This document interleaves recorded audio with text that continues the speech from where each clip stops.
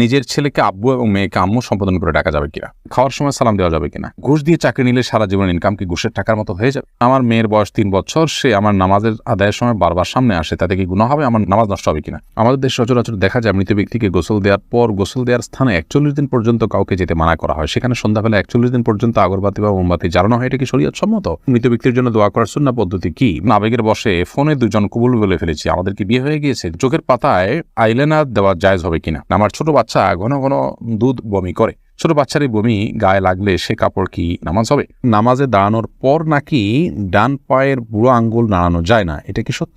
ফজর নামাজের আজানে আসসালাতু খায়রুম মিনান নাওম বলার সময় আমরা উত্তরে কি পড়ব? অনেক বয়স হওয়ার পরও আমার বড় ভাই বিয়ে করছে না, পরিবার চাচ্ছে আমাকে বিয়ে করাতে, কিন্তু আমি সমাজের মধ্যে লজ্জিত হয়ে যাচ্ছি, আমার কি করণীয়? চলুন তাহলে আর বিলম্ব না করে আপনাদের প্রশ্নের উত্তর দেওয়ার আলোকিত ভবনে আমরা প্রবেশ করি এবং শুরু করি আমরা প্রশ্নোত্তর দেওয়ার পালা। আবু রেজা ইনুর আপনি লিখেছেন, আমার ছোট বাচ্চা ঘন ঘন দুধ বমি করে, ছোট বাচ্চার এই বমি গায়ে লাগলে সে কাপড় কি নামাজ হবে? বাচ্চা যদি বমি করে এবং সেটা আপনার কাপড় লেগে যায়, অবশ্যই যে অংশে লাগবে সে অংশ নাপাক হবে, অংশ আপনি ধুয়ে ফেলবেন, বাকি কাপড় পাক আছে বাকি থাকবে, যেটুকু লাগবে সেটুকু ধুয়ে ফেললে পাক হয়ে যাবে। এইচএস সাথে আপনি লিখেছেন, পার্লারে কোকড়া চুল সোজা করলে কি গুনাহ হবে? কোকড়া চুল আপনার যদি মনে করেন যে এটা আপনার সৃষ্টিগত একটা সমস্যা, আপনার এটা রোগের মতো অস্বাভাবিকতা আছে এর মধ্যে, তাহলে সেক্ষেত্রে এটা সোজা করার জন্য আপনি চেষ্টা করলেন এবং ব্যবস্থা নিলেন, তাতে ইনশাআল্লাহ গুনাহ হবে না। রেজাউল আমিন আপনি লিখেছেন, অনেক বয়স হওয়ার পরও আমার বড় ভাই বিয়ে করছে না, পরিবার চাচ্ছে আমাকে বিয়ে করাতে, কিন্তু আমি সমাজের মধ্যে লজ্জিত হয়ে যাচ্ছি, আমার কি করণীয়? লজ্জিত আর কিছু নেই, বিয়ে বড় ভাইয়ের আগে ছোট ভাই করলে যে কোনো গুনাহ হয় এরকম না, এটাকে দোষণীয় মনে করাটা আমাদের সমাজের ত্রুটি বরং, অতএব সমাজের ভুল ভাঙার চেষ্টা করাটা দোষণীয় কিছু না। আপনার পরিবার যে আপনাকে বিয়ে করতে চাচ্ছে এটাই তো শুকর আদায় করার মতো বিষয়। যে অনেক পরিবার তো বড় ভাই বিয়ে না করলে ছোট ভাইকে আটকে রাখেন, আপনার বড় ভাই আটকাচ্ছে না, আমার মনে হয় আপনার বিয়ে করতে আগ্রহী হওয়া উচিত। নারুজ্জামান সরকার এর থেকে আপনি লিখেছেন, ঘুষ দিয়ে চাকরি নিলে সারা জীবন ইনকাম কি ঘুষের টাকার মতো হয়ে যাবে? না, ঘুষের টাকা দিয়ে ঘুষ দিয়ে যদি চাকরি নেন, চাকরিটা যদি হালাল হয় তাহলে আপনার সারা জীবনের ইনকামটাই হারাম হয়ে যাবে, সেরকম না। তবে ঘুষ দিয়ে চাকরি দিয়ে যে অন্যায় করেছেন সেটুকু আপনি হারাম কাজ করেছেন এবং তার জন্য আল্লাহর কাছে আপনাকে তওবা করতে হবে, ইস্তিগফার করতে হবে এবং গুনাহ থেকে বেরিয়ে আসার জন্য চেষ্টা করতে হবে। পরবর্তীতে যেন আর কখনো না হয় বলে সে চেষ্টা করতে হবে, কিন্তু পরবর্তীর উপার্জনগুলো আপনার এর কারণে সবগুলো হারাম হয়ে যাবে না। শিহাব আপনি লিখেছেন, খাওয়ার সময় সালাম দেওয়া যাবে কিনা। খাওয়ার সময় সালাম দেওয়া নেওয়াতে মৌলিকভাবে কোনো অসুবিধা নেই, যদি ডিস্টার্ব ফিল না করেন যাকে সালাম দিয়েছেন তিনি, তাহলে সেক্ষেত্রে খাওয়ার ফাঁকে ফাঁকে আমরা কথা বললে সেটা যেরকম নাজায়েজ নয়, ঠিক সালাম আদান প্রদান করলে সেটা নাজায়েজ নয়। আমরা অনেকে মনে করি খাওয়া আর ইবাদত করা সমান, খাওয়া আর নামাজ পড়া সমান, এরকম অনেক মুখরোচক কথা বা অনেক বলি আমরা শুনতে পাই, এগুলোর কোনো ভিত্তি নেই। নামাজ এরকম কথা বলা যায় না, সালাম দেওয়া যায় না, খাওয়ার সেরকম কথা বলা যাবে না, বোবার মতো বসে খেতে হবে এবং সালাম দেওয়া যাবে না, এরকমটা আমরা অনেকে মনে করি, এটা সঠিক নয়। আশরাফুল হক শুভ আপনি জানতে চেয়েছেন, আমাদের দেশ সচরাচর দেখা যায় মৃত ব্যক্তিকে গোসল দেওয়ার পর গোসল দেওয়ার স্থানে 41 দিন পর্যন্ত কাউকে যেতে মানা করা হয়, সেখানে সন্ধ্যাবেলা 41 দিন পর্যন্ত আগরবাতি বা মোমবাতি জ্বালানো হয়, এটা কি শরীয়ত সম্মত?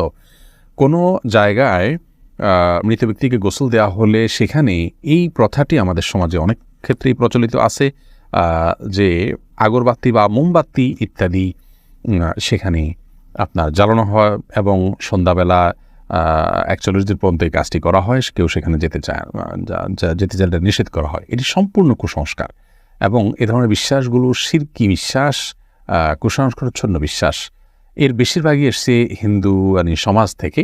একজন মুসলমানের এই সমস্ত কুসংস্কারকে বর্জন করা উচিত। যেখানে গোসল দেওয়া হবে সে জায়গার বিশেষ কোনো বিধান নাই, সেটা অন্য 10টা জায়গার মতোই একটি জায়গা। এমডি আরিফুল ইসলাম জানতেছেন, মৃত ব্যক্তির জন্য দোয়া করার সুন্নাহ পদ্ধতি কি? মৃত ব্যক্তির জন্য আল্লাহ তাআলার কাছে সাধারণভাবে দোয়া করবেন, আল্লাহ আপনি তাকে মাফ করুন, ক্ষমা করুন, ইস্তিগফার করবেন, কায়মন ওয়াক্যে আল্লাহর কাছে তার পক্ষ হয়ে সুপারিশ করবেন, ক্ষমা চাইবেন। এসএইচ রুবেল, এছাড়া বিশেষ কোনো পদ্ধতি নেই, একত্র হতে হবে, লোকজন জড়ো করতে হবে, হুজুরদেরকে নিয়ে আসতে হবে, এমন কোনো কথা কোরআন হাদিসে আমাদেরকে বলা হয়নি। আমির আনুর আপনি লিখেছেন, চোখের পাতায় আইলাইনার দেওয়া জায়েজ হবে কিনা। আপনি আইলাইনার যদি দেন বা সাজসজ্জার জন্য দেন তাহলে সেক্ষেত্রে চোখের সৌন্দর্য বৃদ্ধি করার উদ্দেশ্যে দিতে পারেন, স্বামী থাকলে স্বামীকে প্রদর্শন করবার জন্য, কিংবা মাহারামদের সামনে শুধুমাত্র এটি প্রদর্শিত হবে। আর যদি রাস্তাঘাটে গায়ে মাহারামদের সামনে এটি প্রদর্শন করার উদ্দেশ্য হয় বা ওপেন সবার জন্য আপনি নিজের সৌন্দর্যকে প্রকাশ করার উদ্দেশ্যে দিয়ে থাকেন, তাহলে সেক্ষেত্রে এটা নাজায়েজ এবং গুনাহ হবে। ফখরুল ইসলাম মাহিন আপনি লিখেছেন, আবেগের বশে ফোনে দুজন কবুল বলে ফেলেছি, আমাদের কি বিয়ে হয়ে গিয়েছে? জি না, বিয়ে তো সহজ নয় যে আবেগের বশে দুজনে কবুল করে বলে ফেলছেন আর বিয়ে হয়ে গেছে। দুজন সাক্ষীর সামনে প্রস্তাব এবং কবুল হবে এবং অন্যান্য শর্তাদি পাওয়া যাবে, তখন সেক্ষেত্রে সেটি শরিয়ার দৃষ্টিকোণ থেকে বিশুদ্ধ এবং আপনার সঠিক বিয়ে হিসেবে বিবেচিত হবে। মাহমুদুল হাসান ভুঁইয়া আপনি জানতে চেয়েছেন, ফজর নামাজের আজানে আসসালাতু খায়রুম মিনান নাওম বলার সময় আমরা উত্তরে কি পড়ব? এক্ষেত্রে জমহুর ফোকাহা বা বেশিরভাগ ইমামগণের মত হলো সদাকতা ও বারারতা। আসসালাতু খায়রুম মিনান নাওম মানে হলো সালাত বা নামাজ, এটা ঘুম থেকে উত্তম। এটি যখন মুয়াজ্জিন বলবেন তখন তাকে বলতে হয় সদাকতা ও বারারতা, অর্থাৎ হে মুয়াজ্জিন তুমি সত্য বলেছ এবং ভালো বলেছ, ভালো কাজ করেছ। এই কথা বেশিরভাগ ফোকাহা একরাম বা জমহুর ফোকাহা একরাম বলতে বলেছেন মুয়াজ্জিনের জবাবে, এবং একটি রেওয়ায়েতে এটি এসছে, যদিও রেওয়ায়েতটা সনদকে অনেক মুহাদ্দিসগণ যায়ীফ বলেছেন। আর এই কারণে অন্য একদল উলামা ইকরাম বলেন যে আসসালাতু খায়রুম মিনান নাওম যখন বলবো আমরা, মুয়াজ্জিন যখন আসসালাতু খায়রুম মিনান নাওম বলবে, আমরাও আসসালাতু খায়রুম মিনান নাওম বলবো। এর কারণ হলো যে আসসালাতু খায়রুম মিনান নাওম এই বাক্যটি মুয়াজ্জিনের বাক্য, আর এক্ষেত্রে নবী আলাইহিস সালামের সাধারণ যে নির্দেশনা বুখারী মুসলিমে আসছে যে ফাকুলু মিসলা মা ইয়াকুল ইযা সামি'তুমুন নিদা, যখন তোমরা মুয়াজ্জিনের আযান শুনবে ফাকুলু মিসলা মা ইয়াকুল মুয়াজ্জিন, তখন মুয়াজ্জিন যা বলবে হুবহু তোমরা তা বলো। শুধুমাত্র হাইয়া আলাস সালাহ হাইয়া আল ফালাহর মধ্যে নবী আলাইহিস সালাম ওই হাদিসে লা হাওলা ওয়া কুওয়াতা ইল্লা বিল্লাহ বলতে বলেছেন। অতএব দুইটা বাদে বাকি সবগুলোতেই ওই হাদিসের সাধারণ যে নির্দেশনা সেটা অনুযায়ী আসসালাতু খায়রুম মিনান নাওম শুনলে আসসালাতু খায়রুম মিনান নাওম অর্থাৎ হুবহু এটা অনুকরণ করার নির্দেশনা দিয়ে থাকেন।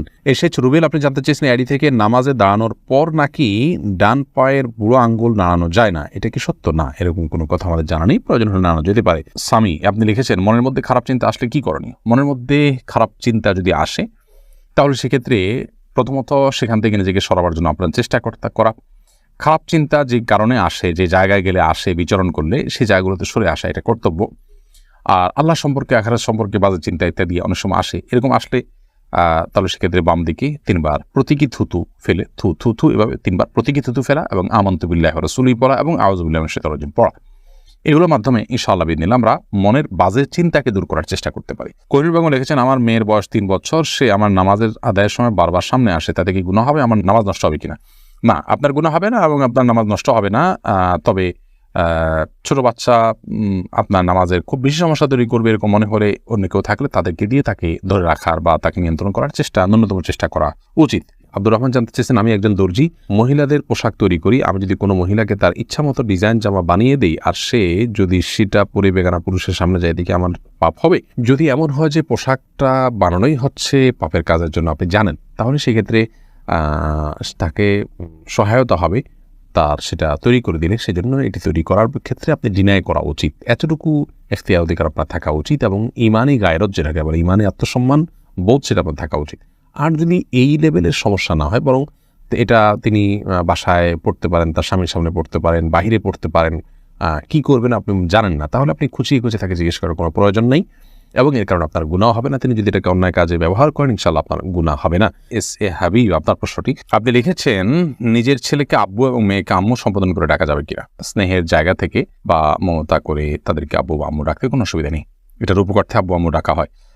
আব্বু আম্মু ডাকার মানে এই না যে আমার কাগজে কলমে জন্মদাতা পিতা বা মাতা হিসেবে তাদেরকে ঘোষণা দিলাম, এরকম তো আর কেউ করে না। অতএব স্নেহের বসে তাদেরকে আব্বু কিংবা আম্মু ডাকাতে কোনো সমস্যা নেই।